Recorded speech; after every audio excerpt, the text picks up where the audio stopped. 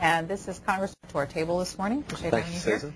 Mr. Kingston is in the House Appropriations Committee and is a member of the Defense Appropriations Subcommittee. Yesterday, the House passed the Pentagon spending bill 395 to 34, which pays for continuing operations in Iraq and Afghanistan and other things. What should people take away from that overwhelming vote?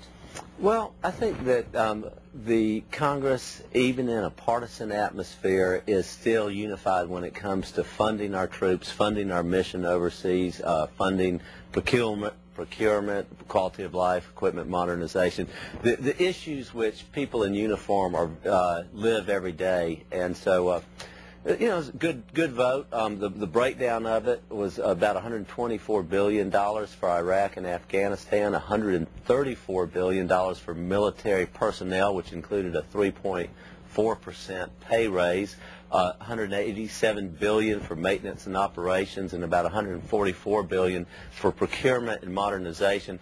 You know, the Predators, the drones, the unmanned aerial vehicles that are in the headlines today, investing in that sort of equipment for modern warfare. And so this bill, which probably should have been passed first because national security, I think, is still everybody's #1 issue, it's been sitting out there. It got caught in the discussion of, does this become the vehicle to put on raising the debt ceiling and extending the COBRA and some of the other issues that are out there. And as you know, you followed that debate closely. I think your listeners and viewers have, but that's why it passed so late in the session. Does the bill passed yesterday include the additional monies for President Obama's 30,000 more troops in Afghanistan? No, it does not, which I think critics might pick up on is backtrack on one of his promises to have a open and transparent military bill so that we do not have supplemental bills that fund the war. But there's the cost for those troops is $30 to $35 billion, and that was not in here. 30 to 35 billion annually, as long as the troops are deployed, correct? Well, no, I'm saying for the surge. Right. The actual cost of the war that was funded in here is about $124 billion. Let me read to you on that note about concern among liberal members of the House of Representatives about the surge. Yesterday, the Speaker had a year-end, year-in-review press conference, and here is Paul Kane in the Washington Post reporting on that. President Obama will have to argue his own case to House Democrats as he seeks support for a planned surge of 30,000 troops into Afghanistan, said the House Speaker on Wednesday, adding that she is finished asking her colleagues to back wars that they do not support. Quote, the President is going to have to make his case, Pelosi told reporters at the end of the session.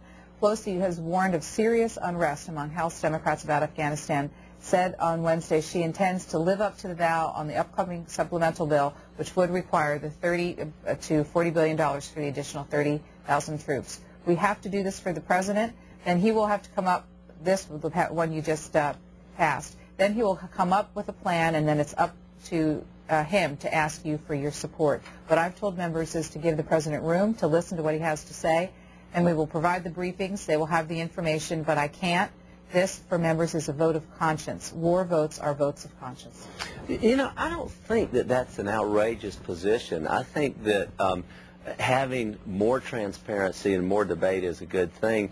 It's interesting that the President had run as a candidate of let's get out of Iraq and fight the real war in Afghanistan, and yet he keeps the same Secretary of Defense on, appointed by Bush, and many of the same personnel in terms of national security. And so I see how House members, particularly on the liberal anti-war side, would be a little upset with it. The other thing that I think is very important for conservatives, liberals, no matter where you are, is the mixed signals that we've gotten out of the White House in the past couple of weeks. The President said in his West Point speech, we're going to build up, we're going to draw down in 18 months. But then when General McChrystal spoke a few days later before the Armed Services Committee, he said, well, that deadline's not poured in stone.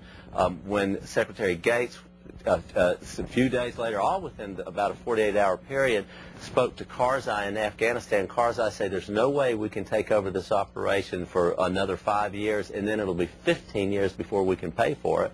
And then in my own committee, the Defense Committee, Secretary Panetta of Homeland Security said to us, this is a lot more complicated than the discussion has been publicly. And so we are, as House members, getting a lot of mixed signals, and I think the more sunshine and the more debate, the better for liberals, the better for conservatives. Let's take some